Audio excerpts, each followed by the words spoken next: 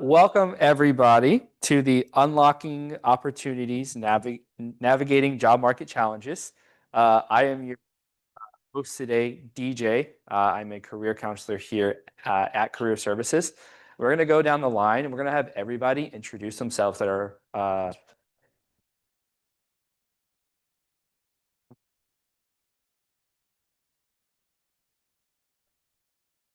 Hi, good afternoon, everybody. My name is Samantha Redlund. I'm an assistant director in the Office of Student Financial Assistance, and the primary program that I oversee is Centsible Nights. Hopefully you've heard of us. If not, we are a financial literacy program.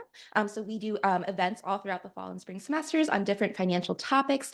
We do typically partner with Career Services quite a bit when it comes to our career preparedness. So I may not be speaking as much in this panel, but I'll definitely give some advice on financial stuff as we go along. But yeah, I'm excited to be here and looking forward to seeing what questions you may have.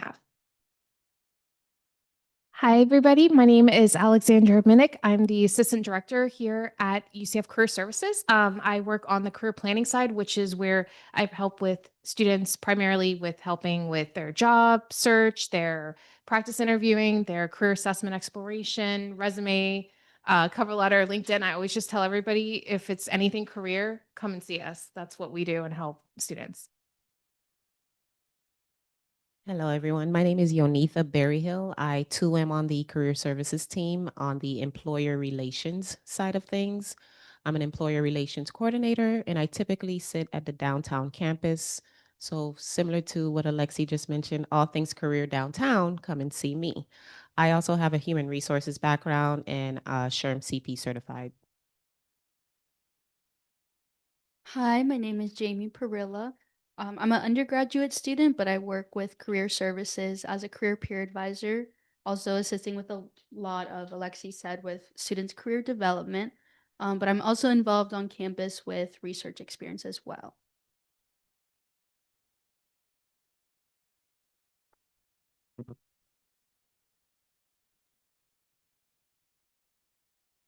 all right. Thank you guys for your introductions. Yeah, so we know that times are tough for the job market. Times are tough economically. And so because of that, it's a very stressful topic to talk about and think about as well. And so hopefully today our panelists will be able to answer any of your questions that you may have. So any questions that you have, please type them in the chat and then we're going to get to them. But we're going to start off with the first question. What skills or competencies do you believe higher education institutions should prioritize to better prepare students for today's job market? And I would definitely say really focusing on the transferable skills. We've been using that term a lot and it's become very popular. It's looking at more those skills that what employers are really like looking for. We use this from what's called NACE competencies. It's basically from what employers have said, these are the skills we're looking for in today's graduates. So some examples is really to focus on communication, teamwork, career and professional self-development, leadership, critical thinking, teamwork, perspective awareness, and technology. And those are all the competencies that we're looking for because they want to have this career ready workforce. This, you have the skills. And the biggest thing I think is how you can showcase this is in your resume, in your cover letter, in your LinkedIn, in your interview. But it's not just listing them, it's more about how you've demonstrated them, giving them those examples and showcasing, from all your different experiences. That can mean both paid and unpaid. That could mean internships. That could mean classes, projects that you have done for, an organization, your class, or even your personal projects. I always just tell everybody, think of anything that you've done, volunteer clubs, any type of experience where you demonstrated a skill or learned a skill, put that on there.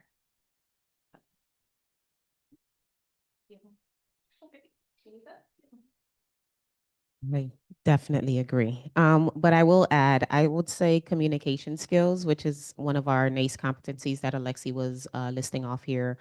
And communication is sort of an ongoing skill, whether you're, looking for an internship or you're 10 years working, communication skills are ever present. Especially now, a lot of our students have difficulty communicating with me, even in my student appointments. Eye contact, expressions, like all of body language, all of that is part of communicating.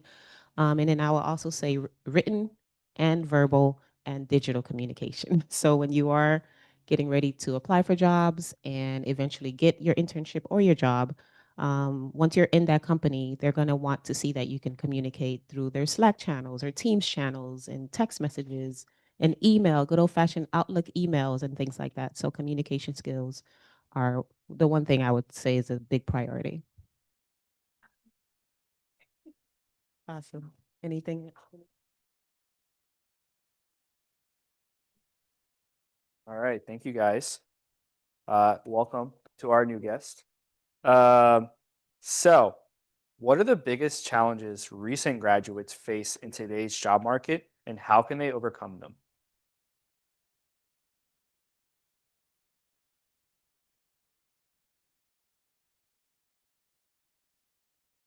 So, as someone who is very close to graduating and actively like job searching, I would say a pretty big challenge is that the bachelor's degree is kind of like a baseline now. It seems like it's more like the high school diploma. So I think some way to overcome that is not only focusing on maintaining a good GPA for whatever you're applying to, but also trying to gain meaningful experiences as well. Like high impact practice things like research, extracurriculars, trying to network with people, things like that. It isn't just about the academics. They want to see how you can apply those skills that you will need in future experiences. I would say some of the challenges recent graduates are facing is their lack of experience. And anecdotally, some of the students I've engaged with, they don't know how to start. And I always encourage them to come see us in career services. But I would say just start somewhere, volunteering, internships, paid, unpaid. I've gotten feedback around, well, they're not paying. I think getting that experience is more valuable than the paycheck, because when you do graduate and the employers and recruiters, I used to be a recruiter, are looking for students with experience, paid or unpaid, internship, volunteering, whatever, they're usually the ones that get the second interview. They're usually the ones that get the offers because they have some relevant experience. So I know money's important. It's a very tough time right now. I get it.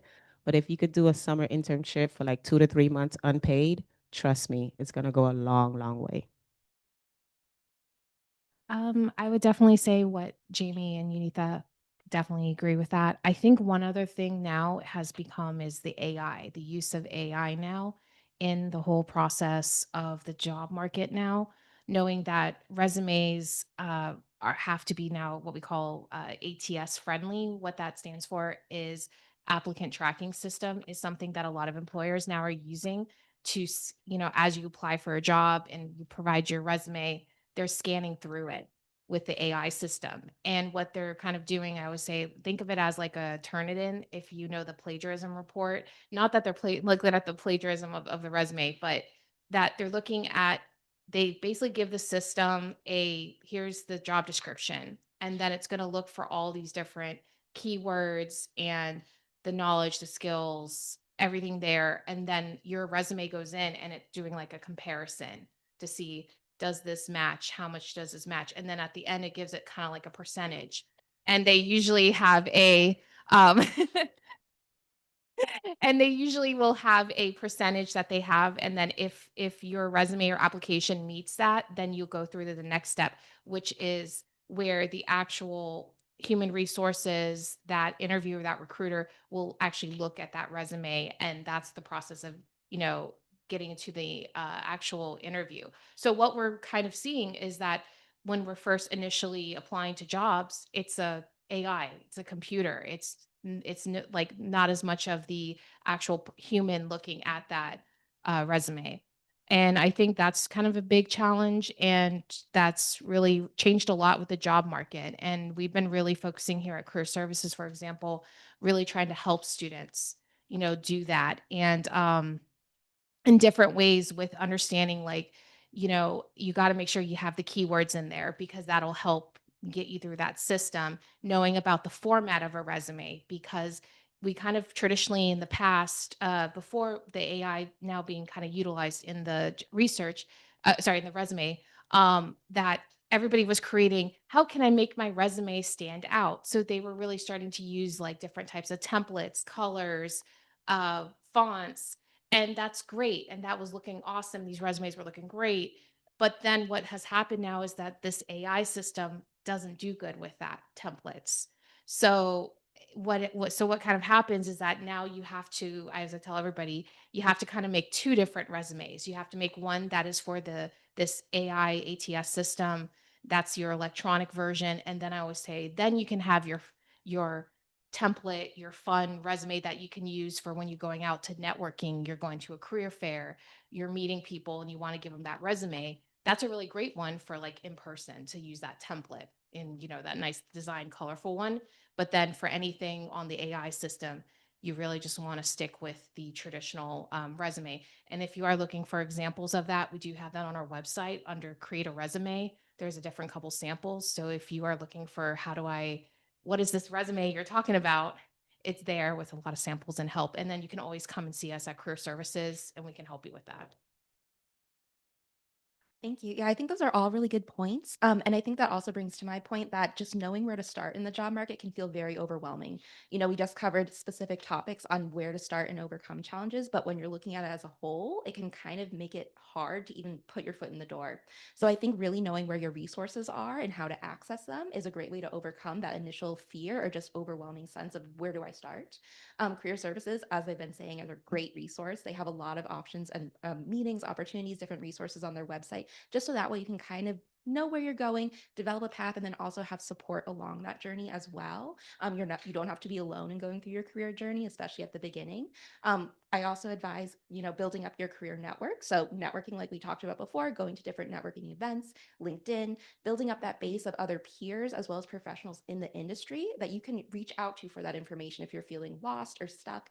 People that have been through where you are can give you that advice about, how to overcome this hurdle or where to start with that kind of thing. So I think really building up your resources is a great way to overcome that fear of initially starting the job hunt.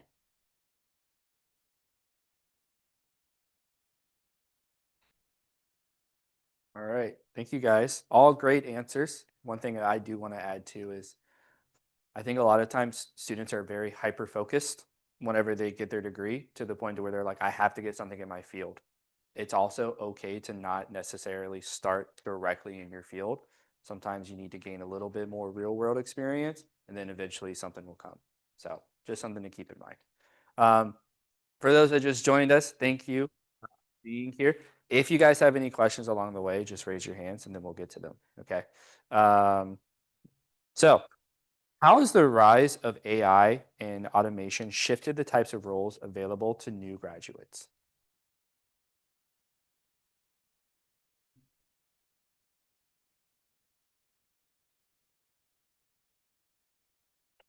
Okay.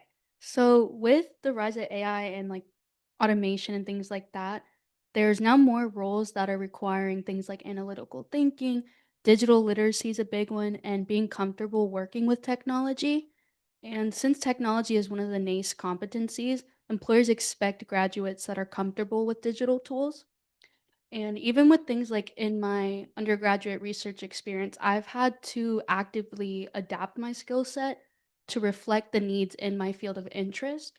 So they're expecting graduates that are comfortable with being able to continuously learn and adapt their skills to what is needed.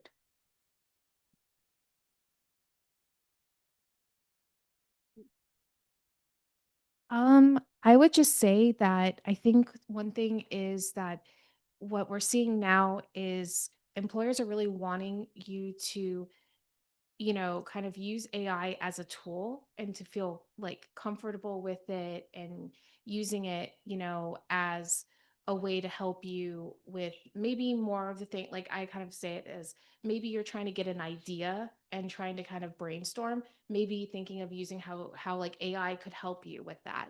If you are trying to come up with an idea that you want to share at your, I'm just saying this like internship or job or a research, project, and you're just like, where can I start? Like, I'm thinking about this and I'm just maybe trying to collect your thoughts. I really honestly can tell you that I've used it in my role to help me with that when I'm coming up with a program and trying to figure out what am I trying to do here? What is my goals? What is my objectives? And so I've used AI to kind of just help me brainstorm. And then it helps me like kind of, I would say, Mike gives me that spark and then I'm like, then I'm going. And I think it's also sometimes a way they want to see you feeling more comfortable with it and knowing it. But there's also the other side of it. And I'll tell this part. There's the ethical use of AI coming in. There's a very fine line between it with, you know, you don't want to use it like for everything. You still got to demonstrate that critical thinking, that analytical thinking that we have. And I always say we as humans, we have a different understanding of a lot of about behavior. So I think of it as you want to take AI as a tool that you can use to like enhance or work with it, but not to be replacing a human. So I think that's kind of what I have kind of understood about AI and automation and how you can kind of use it and just, you know, practice it, you know, just practice it and see what you think. But then the biggest thing is that my this is my feedback is when you do use AI, don't just see it on the face value of it. Make sure that if it does cite something, where is it citing from or where's that research? Because there has been some things right now, again, it's a new learning system. So we got to make sure, give it a little bit of, it's new, it's learning, that it's pulling up, making up like websites and research and saying this is something, but it's not really there in citations. So it's just a good reminder about that. And, you know, I would just say, you know, just to be open to it and trying it. And, you know, and that might be something where, you know, you can always, a good question to always ask in anytime you're meeting with an employer, you're going to a career fair, is I always like to ask them, like, how do you use AI or how has AI, you know, maybe changed your organization or, um, you know, kind of in the industry too, in your field and everything like that. So I think it's just a really good conversation. And I think I look at it as we're all learning. So just, you know, we got to have that growth mindset and, you know, and adapt. And this is just a way to kind of look at it. So I think of not trying to look at AI so negative. I try to be a lot more, you know, trying to be positive and looking at it from how this can, you know, maybe enhance things. That's it. Not replace. So I'll leave it on that. Yeah. Yeah, and one thing I will add as well is just a word of caution too, so not to distract from the positivity we just built up. But what I've noticed with some of my work study students and other people that I employ as an employer is as we're going through the training process, they will often ask for certain tasks. Can I use AI to do this? And I'm not averse to AI, but my preference as an employer is that you learn to do it first. And then once you have a hand on doing it yourself and you learn that skill, then we can introduce AI to go ahead and enhance what you're already doing on your own. So that would be just my 2 cents as an employer.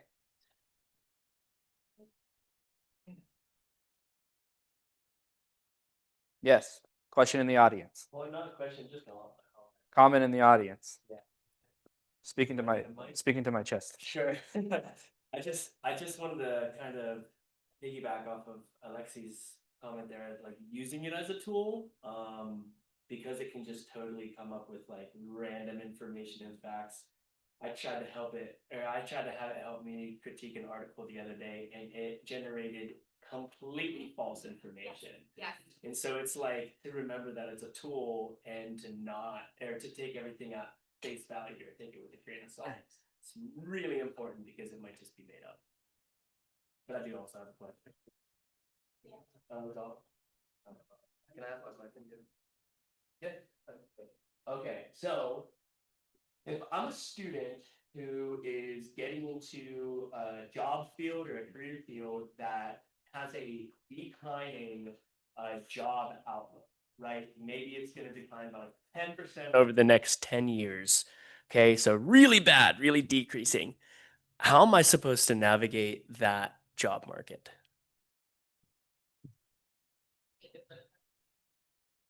So the job outlook for a specific position or career field is declining.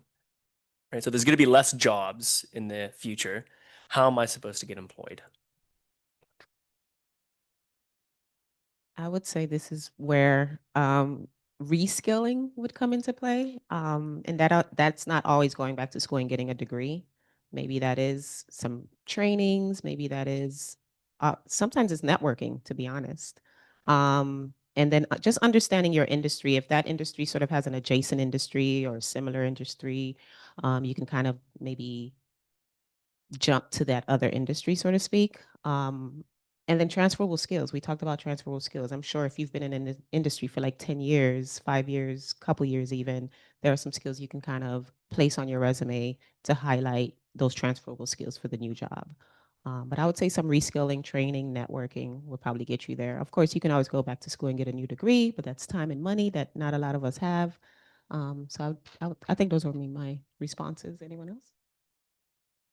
What about like upcoming graduates?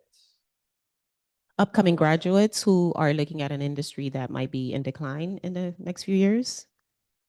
Similar response. I know that, coming out of school, I think our colleague here from Sensible Nights mentioned this idea. I'm sorry, DJ actually mentioned this idea of like, you're not always going to get that first job in the industry. So you might have to kind of look at other industries or other positions that, again, share your values, transferable skills, and similar to what you maybe have done in the past or what you learned in college. Yeah, and I would reiterate that too, focus on transferable skills. I think will really help serve students that might be looking at a career path in decline, just because you got your major, you did the hard work, you earned these skills. How can you move them to a different industry? I think having that mindset will help kind of take some of the doom and gloom out of it. Just knowing that you can kind of spin it into a different career path. And I also think that goes along with what you just said about pivoting. It's, now we've kind of learned that career is not this linear, this is major to career. It goes up and down. It's an ebb and a flow. It's a road. It's turning this off this exit, keep going on this road. And that's okay. And that is the journey. It's career is now more of a journey. And I think just remembering that, it's always, there's always a way to communicate and to pivot, and I think the biggest thing I would always say is, think about how your experiences when you do read, like, for example, if you were going to change to a different industry, a different type of job, always read what's the job description saying. Look at it from, I always like to do this, like I call it the knowledge, skills, abilities. It's called the KSA. I'll start to like highlight it when I'm looking at this job description and then go and say, okay, now I kind of know what they're looking for. And let me think about, or let me look at what my resume is, or let me think about when do I have this skill? Have I done this experience? What's an example? And I think that's a great way to take that transferable skills, and that's the strategy that I've seen that's been very helpful. And then figuring out how to communicate that and show that to that employer. Because as I said, I think what we're also seeing a lot now is that I don't think it's necessarily always the major, it's showing the experience and the skills. And I think that's the thing we're seeing across like in different industries. Again, I'm not saying that they're not professions where a major is that's, a focus and that's needed. But I think what we're seeing is a lot more diversity and a lot more employers being open to people from having different, majors, different backgrounds, and different experiences, but seeing that as, okay, this is what you bring. So maybe also switching it to what you bring.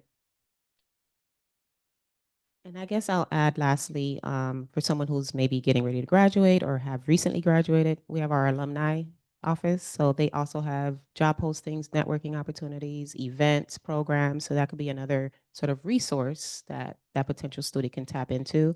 Um, and of course, career services, we may not be able to do student appointments, but we still have events that are also open to alumni that can still come and network with the employers here as well.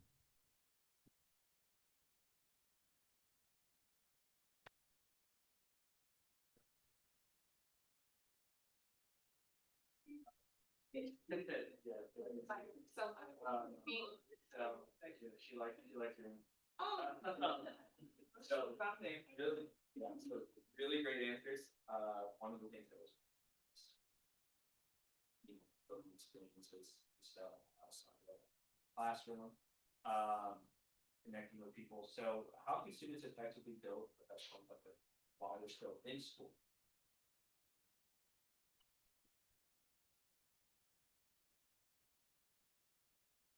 Professional networks while you're in school. I guess I would start with a little bit of my experience. I studied human resource management, and there's an organization, the Society of HR Management, or what we call SHRM. So there is a student chapter that I got involved with. So that could be another one. Is like those professional organizations also have student chapters. So, and the membership is usually super cheap. So I would encourage our students to find their sort of associations, join, and just start networking and getting to know those folks as well. Usually there's a local chapter, then a state chapter, then a regional, then national. It goes on and on and on. So that would be one tip I would share for those students looking for sort of professional ways to network. So yeah, we have a lot of great things. For example, if you are a alumni and are getting close to becoming, graduating, everything like that.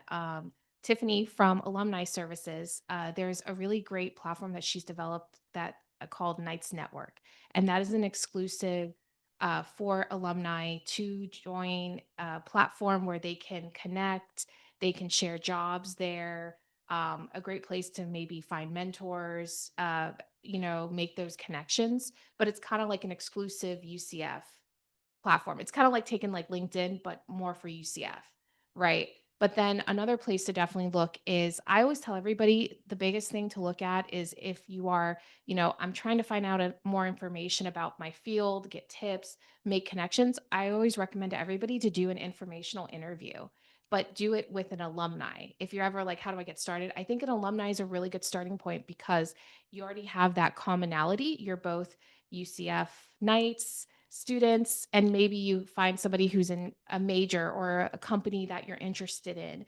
And there's a really great tool on LinkedIn. If you go to the UCF page on LinkedIn, on the right hand side, there's a tab called Alumni.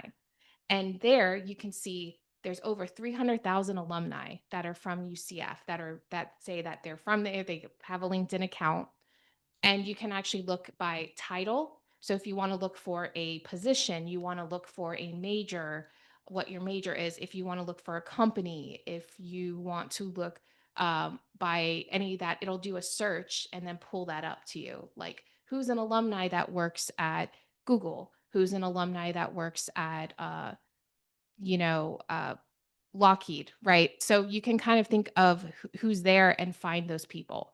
So it's a really nice tool because then you already have that commonality, and then just sending them a quick, request and asking them, I'm about to graduate, or I'm wanting to learn more about this field and this industry. Would you mind maybe taking a few minutes if I could, maybe we can meet through Zoom, or maybe maybe meet somewhere if that's comfortable with you. But maybe just having a way to connect with that person and like ask them the questions. I really find that as a great starting point in networking is, a lot of times I found that alumni is really helpful. They want to help a person. They were in your shoes at some, being a person trying to navigate. And so it can really be good to do that. So I think really getting involved in the LinkedIn alumni tab, really getting maybe doing Knights Network, and just really attending all of our really great events that we have here with at not career services, also experiential learning, AAP, Office of Undergraduate Research. All these really great events are really opportunities for you to learn, develop, but also network, in my opinion, because we have, for example, employers come on campus here. Today, we just had OCPS, Orange County Public Schools. They were tabling outside our building for a few hours. And I saw a lot of people coming up, talking, having a great discussion, about, opportunities at, Orange County Public Schools. So that's a really great thing that you have the opportunity, those are opportunities that are available for you to network and, meet that employer. We also do information sessions. We have lunch and learns. We also have Pro Connect coming up, and I'll let Yonitha talk about that. Do a little next week.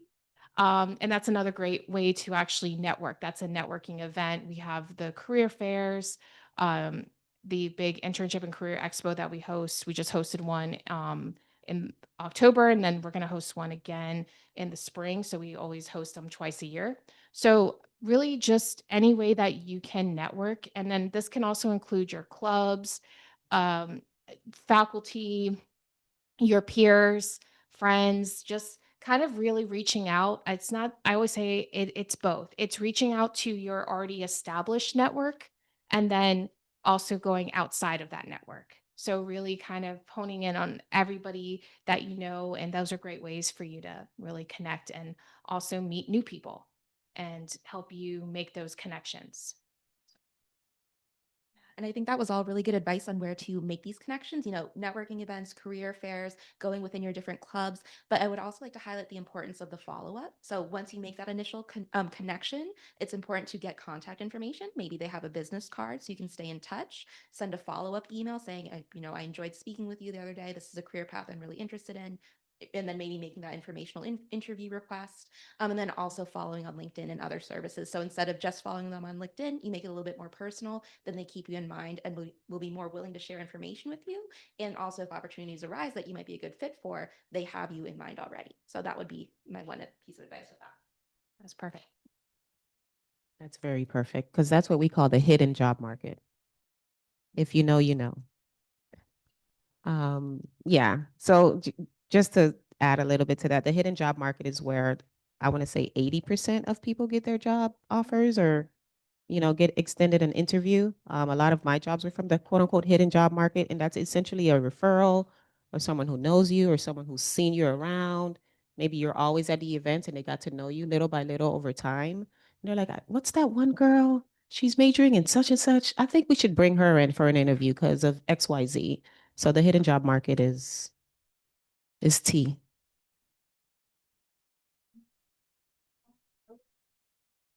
Sorry. So just adding on about people who are good resources, it's definitely about who you know. Also, don't be scared to reach out to your professors in your classes. It may be daunting at first, especially in a class of like 300, 400 students, but these professors are more likely to share opportunities with students that they recognize or are familiar with. So things like office hours don't just have to be about the course, like course specific questions. You can go there and ask about their career trajectory if they're in a similar field as you, or if they're familiar with any internship or research opportunities.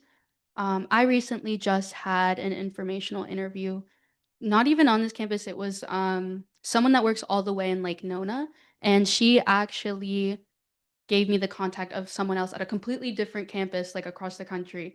So things like that are definitely really helpful for sure.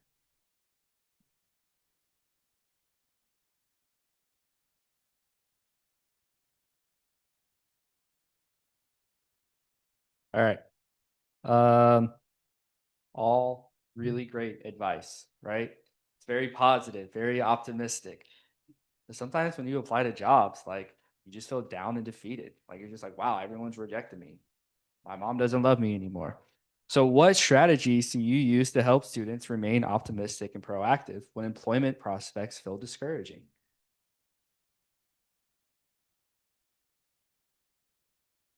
I don't mind jumping in on this one. Yeah, so I think it's not a secret that the job market is very competitive right now. There's a lot of stories about people applying for maybe months and months, numerous applications, either not hearing back or getting rejected. So I think honestly, the best tool to avoid burnout or avoid discouragement is to manage expectations. So I usually advise students to consider the job search your job before your job, and think of it really as a job. So set aside some time every day to work on your job search. It doesn't have to be just sending applications every day. It could be sprucing up your resume, sprucing up your cover letters, creating templates to make the application process a little bit easier and more efficient, where you just tweak those every application you submit. You can also look for practice interview questions online, reach out to those informational interviews, see what they're looking for, really taking advantage of the time that you have searching instead of just submitting your applications, letting it go, and then not hearing back. Taking that action can help to have more positive feeling about it. You're not just, on the wayside to the application process, you're taking an active role. So I think that's really helpful is recognizing your power and what you can do, even if you're not getting responses or you are getting rejections.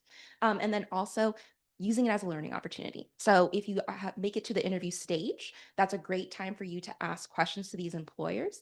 Also, the more practice you get, the more at ease you'll be with your future interviews. It'll be easier for you to go through and express your qualities as a candidate to employers. I would also say to take advantage of asking them questions about why you should work for them, because it's also an opportunity for you to see if you're a good fit for them. It's not one way. It's not whether they want you. It should be whether you want them as well. And then also a great question to ask is what their ideal candidate looks like. So from that feedback, you can learn where am I a strong candidate and where might I have some work to do? What are some other experiences that I need to, look for to build myself up as a candidate? So I think that taking that proactive approach and learning from things can really help you to avoid those negative feelings of, not getting an acceptance right away. Yeah, I really do agree with that. I think everything that was really good. I think really just kind of looking at it from what you were mentioning about, looking at it as a learning opportunity is really what we kind of tell ourselves is I always say we are our worst, we are our like worst critic. And I think that's a really thing is I always say is you want to acknowledge and validate like how you're feeling. Like everything is, not always going to be positive, right? You're going to have the negative feelings. And that's the important part is acknowledge and validate, but it's also then how do I reframe that? And I really think that's a really way to help with that. When you are feeling those negative feelings is looking at it as your example is really great about this is a learning opportunity or this is my time to find out what are they looking for? How can I, you know, what do I need to take or looking at it as a way to take a different approach, thinking about, how can I maybe I need to change my strategy. And I think that's really how you can really look at things and kind of maybe just changing the negative to a positive is a really good one. And also making sure to take breaks when you are job searching, because just as what Samantha said, it's a job on its own. And you want to take breaks because I always say it's the quality versus the quantity. And I think also trying to kind of take the time with tailoring your work, like tailoring your resume, the cover letter, and looking at that company, is this company a fit for me? What are my values? Does this match my values? Because I think if you kind of take that approach and really kind of making it more about that company and that job opportunity and not just mass applying, I think that does help. I know it takes a little more time and it's a lot, it might be a lot more work, but I think that's a lot better because you're really personalizing it and tailoring it. And I think that does really help a lot. So I know it's work and I know there's a lot of feelings going on and feeling overwhelmed and rejection maybe, but I think just always trying to figure out and then not to be afraid to ask for help.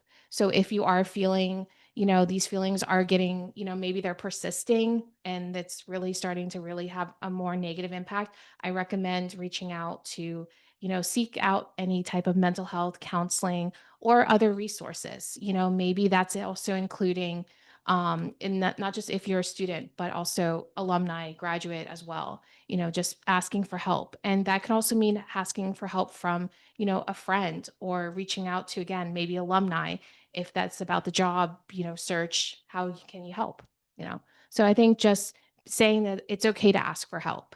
You're not this only, I always say, this is not, I'm just this only one person, show or, I'm like on my own island. I always tell everybody, no, it's good to ask for help because that's also another skill too that a lot of people, companies and employers look for is that you're open to asking for help when needed.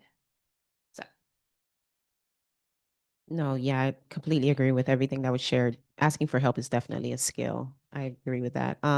To add, I would say try not to compare yourself to everybody else. I know that's easier said than done, especially with social media and even Handshake, because I know some of our students post on Handshake as well. I got the job, I got the internship, and it's like, damn, I didn't get mine. Pardon my French. But I think it's important to just find your village, find your people, and that might mean friends, that might mean partners, family, whatever that looks like for you, so that you do have that support system when you are feeling down and feeling rejected. Physical health, I know we talked about the mental health piece and definitely tap into those resources as well.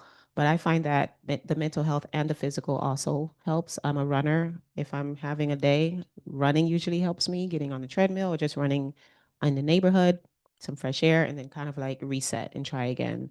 And to reiterate, looking for a job is a job. Like it really is. Like you got to tailor those resume. If they're asking for a cover letter, tailor the cover letter. Take your time. Come see us so that we can review it and critique it and give you some feedback. What else would I add? Practice, practice, practice. And that means like out loud, like talk in the mirror, talk in your smartphone and record yourself. Are you saying a lot? Are you stuttering, or just kind of practice, practice, practice. We also have VMOC, which is another tool on our website that you can take advantage of to also practice. If you're not comfortable meeting with one of us just yet, you can play with that tool a little bit and see what feedback it shares with you there. And lastly, the mass applying. Yeah, it's easy. Sure, click to apply. I'm done. Let me just wait for them to call me for an interview. That doesn't always work. So if you are going to just click to apply, see if you can figure out who posted it and send them a LinkedIn message like, hey, John, I just applied for job requisition ID 123. Here's a copy of my resume. Also follow up as well. Just kind of like piggybacking off of what was said. Definitely take advantage of all the resources to open you guys as students. As my time working as a career peer advisor, I've seen many of students come in and they've said, I need help. I'm mass applying with this resume. And then I take one look at their resume and it was something that made their document not ATS compliant. It was just one little thing. So, definitely take advantage of all the help available for sure.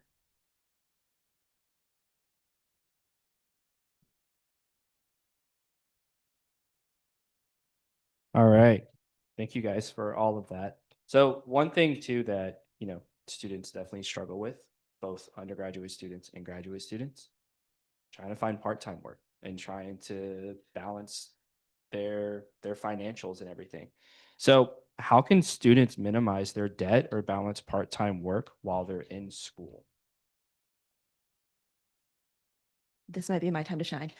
So I know we said undergraduate or graduate. So those are two very different availability of funding. So starting with undergrad, avoiding loans is something that we see very commonly nowadays. As an undergraduate student, there are a lot more opportunities available to students to avoid loans. So the FAFSA, if you've not already heard of that, it's the free application for federal student aid. So that's everything through Department of Education or formerly Department of Education. We will see what that turns into. With undergraduate students outside of loans, you may qualify for need-based aid. So that's aid that does not need to be repaid. Things like grants, federal work study, that's funding that you earn through employment. So that's usually limited to 20 hours a week. So it balances the work and school for you by putting a cap on how many hours you can work. But yeah, so seeking those types of aid that do not require repayment is really going to help in the long run. Scholarships, that again, another job within a job. With scholarships, it's extra legwork, but again, it's funding that you don't have to repay. There's a story that I tell at almost all of my sessions about scholarships. We had one student who graduated, I believe, about 7 years ago, and he dedicated 2 hours every Sunday to scholarship applications. He ended up earning $60,000 in scholarships over the 4 years it took him to graduate, and he graduated debt-free. So it's a little bit extra legwork, but I highly, highly, highly recommend looking into it. There's free funds out there. They just are waiting for people to apply for it. So that's definitely one option. At the graduate level, the FAFSA only offers unsubsidized loans. So those are loans that begin accruing interest as soon as they disperse, meaning they're getting higher at the longer you're in school. So avoiding those, you can go to at UCF. Graduate admissions does offer fellowships. So these are scholarships at the graduate level. They don't have to be repaid. Typically, they cover tuition and they can also cover living expenses as well, depending on the type of fellowship it is. So that's another opportunity, especially if you're seeking that higher level of education. You can also seek employment within your graduate school as well. So assistantships, grad TA positions, those typically cover tuition. They may not cover living expenses, but having tuition covered is a great help in itself. And then outside of that, I have one other thing written down. Let me make sure. If you are employed. So employers can sometimes offer tuition reimbursement or tuition assistance. I know at UCF, that's one benefit that we have is that we do get 6 credit hours a semester paid for free by UCF. So when you're out on your job search, if you're thinking about balancing work and school, that might be a benefit that you want to ask employers about. Like, hey, if I'm seeking, a graduate degree in this career field, will you reimburse me for that? So that's something else to be thinking of to minimize your costs as well. When it comes to balancing work and school, I do know we have the objectives, our project being that we want students to graduate within 4 years. We want our students in the graduate programs to be graduating within a timely manner. I do have a little pushback. I don't think that going full-time works for every student. So I say be honest with yourself. Dip your feet into the water slow if you're entering a graduate program. Full-time at the graduate level is very different than full-time at the undergraduate level. So I would say maybe start with a reduced course load just at the start so you can make sure that you're not overexerting yourself in either your coursework or your work and you're able to balance the two. So that's kind of my main takeaways when it comes to funding and just balancing work. That was really good. Okay.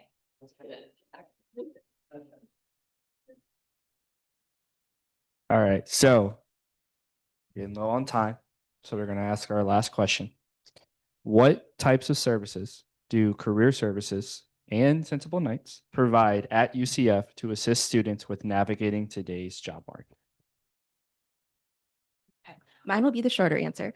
We direct students to career services. So we do a lot of presentations when it comes to numerous financial things. Careers, we leave to the specialists over here. I will say that we do utilize some of your resources on your website and some of our other programs. So I believe tomorrow we're doing a workshop on career preparedness as part of maintaining your or reaching your financial goals. So we do have an exercise using their labor market insights, yes, to learn how. So labor market insights is a great resource. It can help you research a career that you're interested in. So it gives you a bunch of different statistics from median pay, whether a master's degree is required, as well as a whole lot of other like employers that are looking to hire. So that's a great resource. I could brag about you guys all day, but I'll let you do that for yourself. Well, thank you. Yeah. So actually, that's a really great resource, the Labor Market Insights. We just launched that on our website. So it's actually on our website, Career Services, UCF. If you just type that in Google, come right up. It's right there. If you hover on the right-hand side, if you're looking there, it says Labor Market Insights. So you can find all that great information. I think really, as I said, with Career Services, we do have a lot of great resources on our website.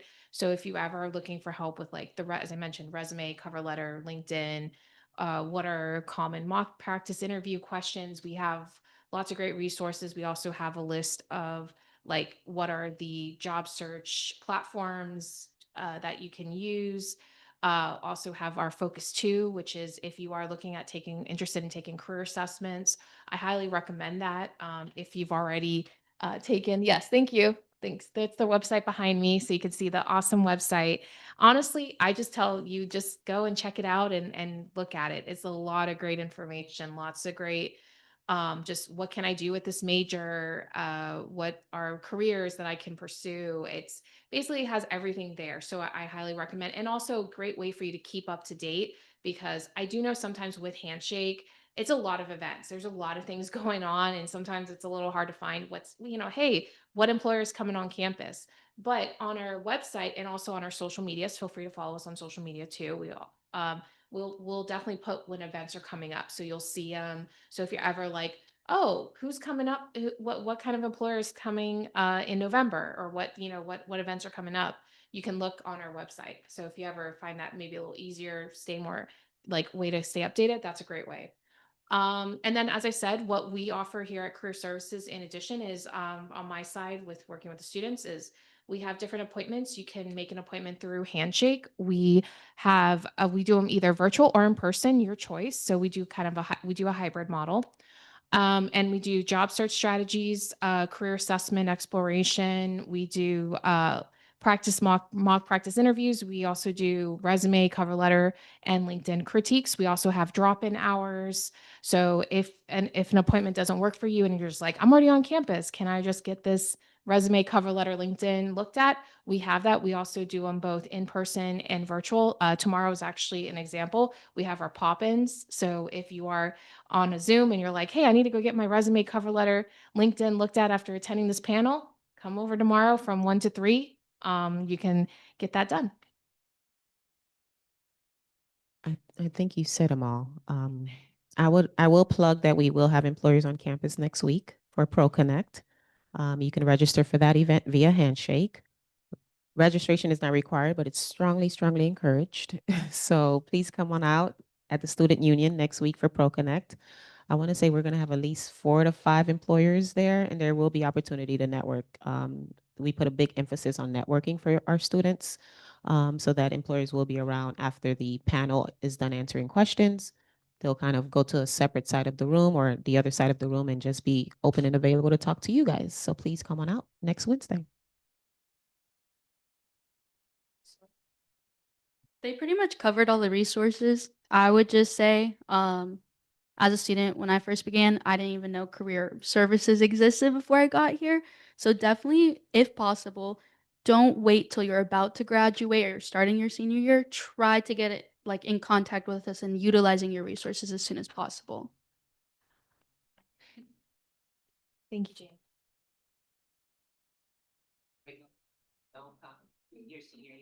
All right. Are there any questions or comments from the audience in person or online?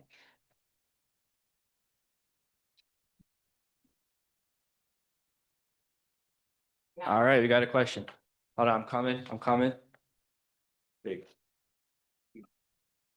Do you have any like personal advice on where to draw the line between like simply like reskilling versus like a complete like career shift? That is a good question. That might be our last one. So.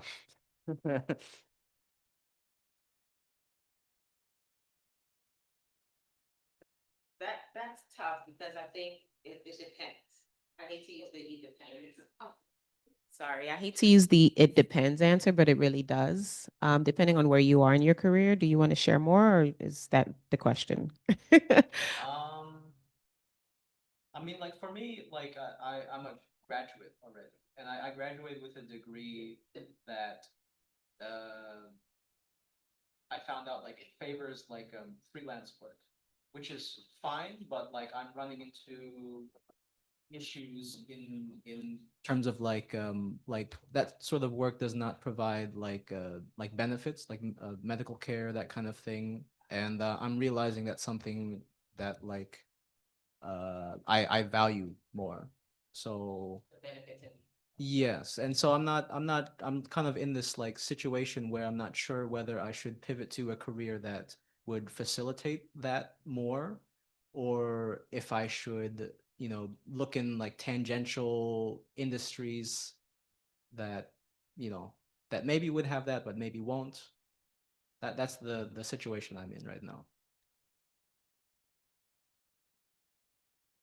So thank you for sharing a little more. That helps a little bit. I would say, again, it depends, but you did emphasize sort of like healthcare and benefits, which is extremely important. So I would say it might mean going maybe tangential to just a job that's full-time, full benefits, so that you can kind of be in that space for a while you figure out your next step.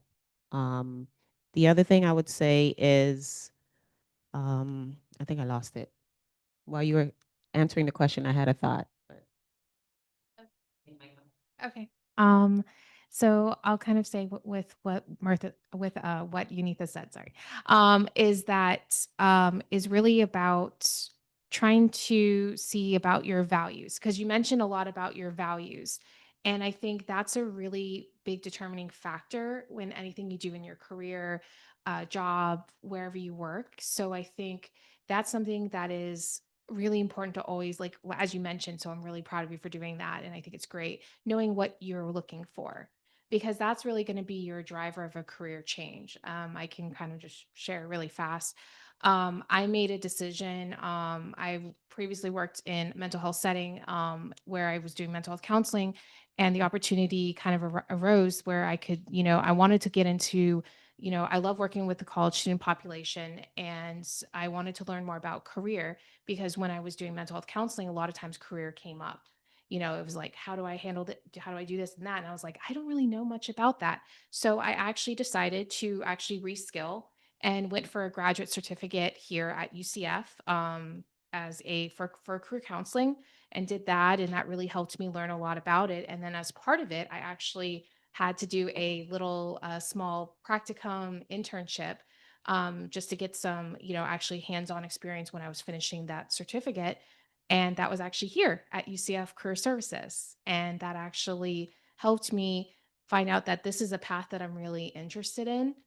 And then an opportunity came where they were like needing the assistance with providing career counseling. And it just worked out that I was able to work, in a part-time role at that time.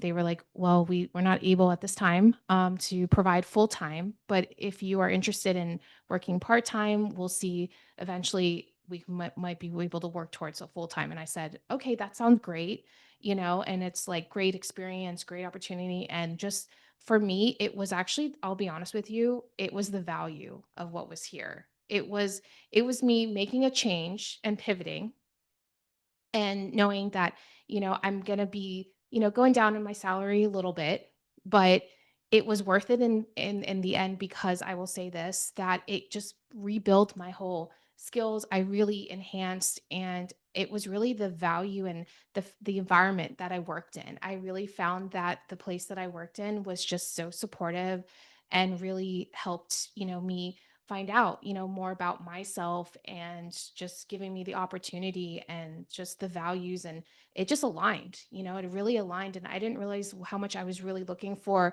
a place that, for example, supports work-life balance. And this place did. So I can definitely share that as a big thing, because not to say this, in my prior experiences, work-life balance was not included.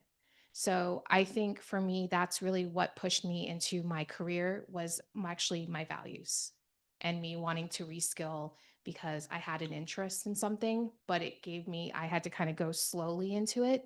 But now I am now the assistant director, and I've been working here at Career Services for over 4 years. So it's been a really great experience.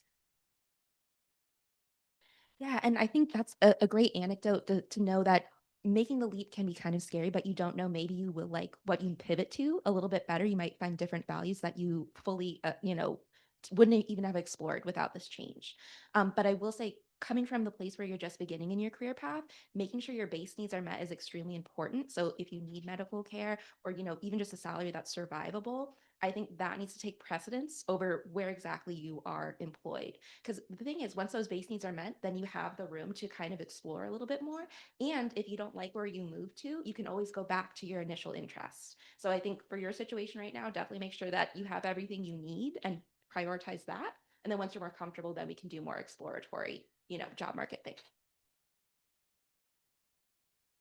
I guess I'll add, once you do find that sort of full time, and even some companies will offer benefits, even if it's not at 40 hours. So that could be another little research thing you look into with companies, is like maybe they offer benefits at 30 hours. Maybe they offer benefits at 35 hours. So each company is going to be a little different as far as benefits and healthcare. The other thing is, the job that you hopefully end up in that does offer those benefits, also see if they offer tuition reimbursement, right? Because then maybe you're there for like 12 months, 18 months, and you're being super strategic. You're networking, you're taking advantage of tuition reimbursement, going back to school to get a graduate certificate, so to speak, so that you are sort of reskilling while still getting your health benefits at this job. I hope that makes sense. Yeah.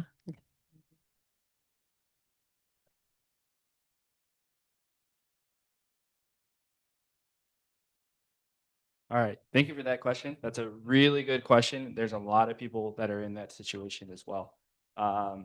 Thank you guys, the panelists, for giving very insightful thoughts today. You guys were excellent. So everybody give our panelists a round of applause. Online, do it too. All right. Well, we are out of time. So thank you guys so much for being here, and thank you everyone for attending. And I hope you all have a great day.